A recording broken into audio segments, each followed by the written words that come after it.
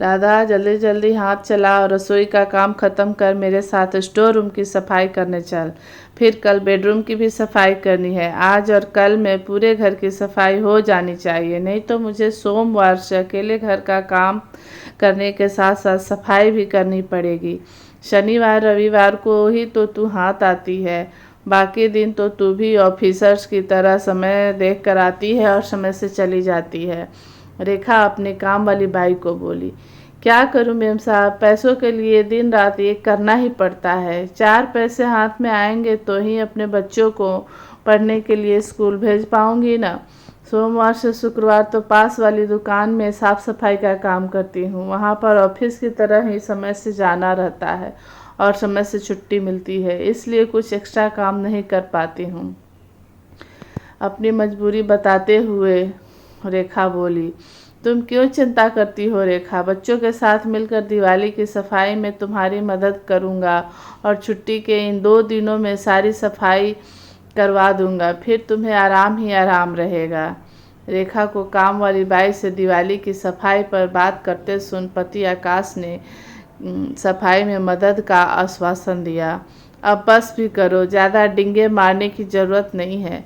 मुझे तुम लोगों की मदद नहीं चाहिए। बाप बेटे की मदद लेना मेरे लिए बहुत महंगा सौदा साबित होता है। याद है ना पिछले साल सफाई के दौरान कैसे तुमने मेरी दीवार घड़ी तोड़ दिया था, जो मेरे मामा जी ने मेरे बच्चे चुन्नू मुन्नू ने कबर्ड में उस महीने का हमारा बजट हिल गया था।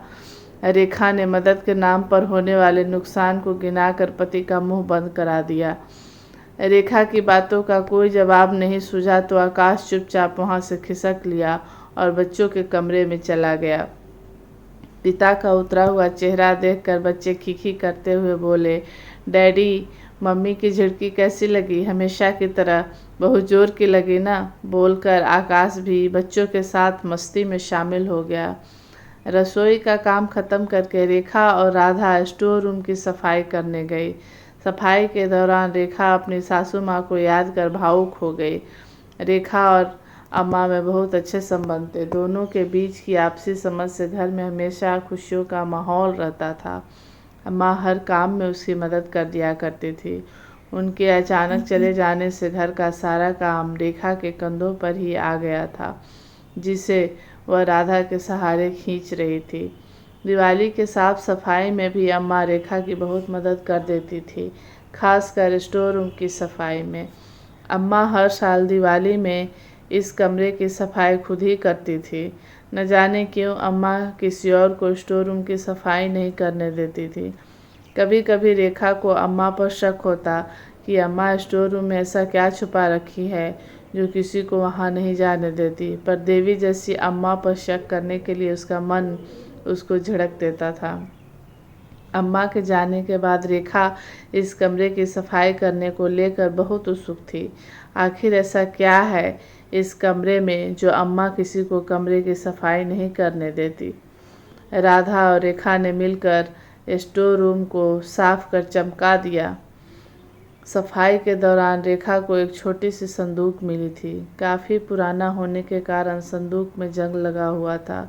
रेखा को लगा कि संदूक में कुछ कीमती सामान होगा, इसलिए उसने संदूक राधा के सामने खोलना ज़रूरी नहीं समझा और राधा के जाने के बाद संदूक को खोलने का सोच उसने उसे साफ कर फिर से उसके नियत जगह पर रख दिया।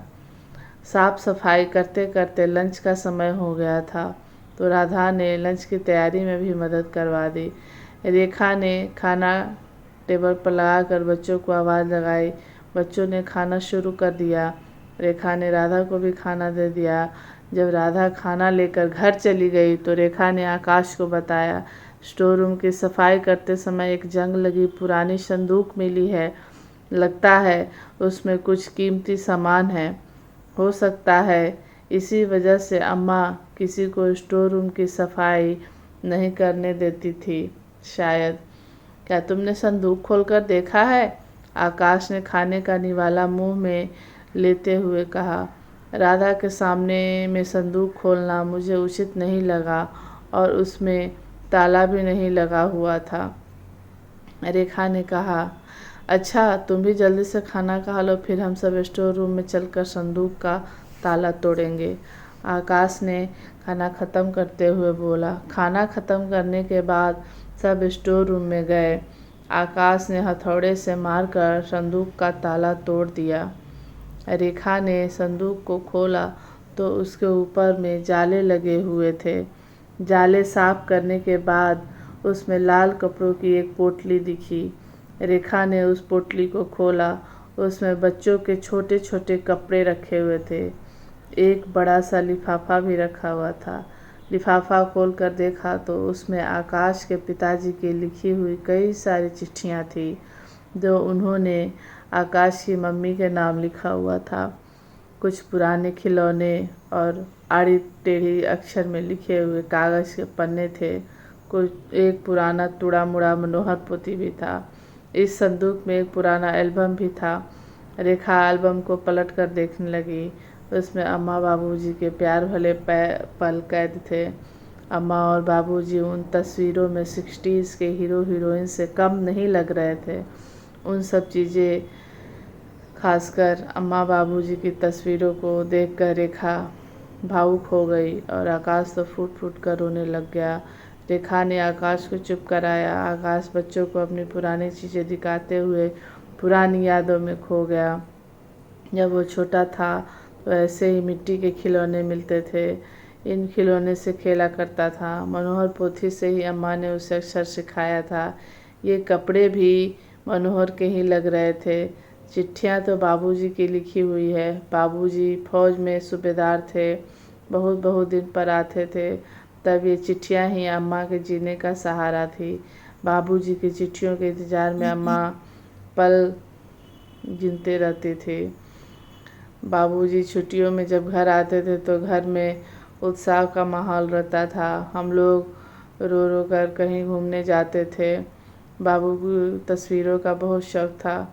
अपने गले में कैमरा लटका कर वो घूमने जाते थे। बाबूजी अक्सर कहा करते थे, फौजियों की ज़िंदगी का कोई भरोसा नहीं, कब धोखा दे जाए, इसलिए उन्हें अपनी ज़िंदगी के हर लम्हों को तस्वीरों में कैद कर लेना चाहिए। उनके ड्यूटी पर जाने के बाद अम्मा इन तस्वीरों के सहारे, बाबूजी के चिट्ठियों के सहारे समय बिताती थी। अम्मा बाबूजी अब उनके साथ नहीं है, लेकिन उनकी तस्वीरों ने पुराने दिनों की याद ताज़ा कर दी थी। बच्चे भी बहुत ध्यान से अपने दादा दादी के द्वारा संभाल कर रखे गए यादों की पोटली का एक एक सामान ध्यान से देख रहे थे और उनसे जुड़ी यादों को महसूस कर रहे थे। अब पता चला कि अम्मा स्टोर रूम की सफाई खुद क्यों करती थी। दरअसल सफाई के बहाने अम्मा स्टोर रूम में अपनी सहेजी पुरानी यादों को ताज़ा करती थी। रेखा ने मुस्कुराते हुए कहा। रेखा की बातों से आकाश भी सहमत था। उस दिन आकाश देर तक अपने बचपन की बातें, अम्मा और बाबूजी की बातें बच्चों को सुनाते रहे। दोस्तों, तस्वीर हमारी यादों को सहेजने का एक बेहतरीन जरिया है, जिसके सहारे हम अपनी यादों को कभी कभी जीवंत भी कर लेते हैं। बरसों पुरानी तस्वीरों को देखकर हम उन तस्वीरों से जुड़े लम्हों को वर्तमान में महसूस करने लगते हैं। हर पलों को मोबाइल में, हर क्षण प्यारे पलों को एल्बम में सजा कर रखते हैं।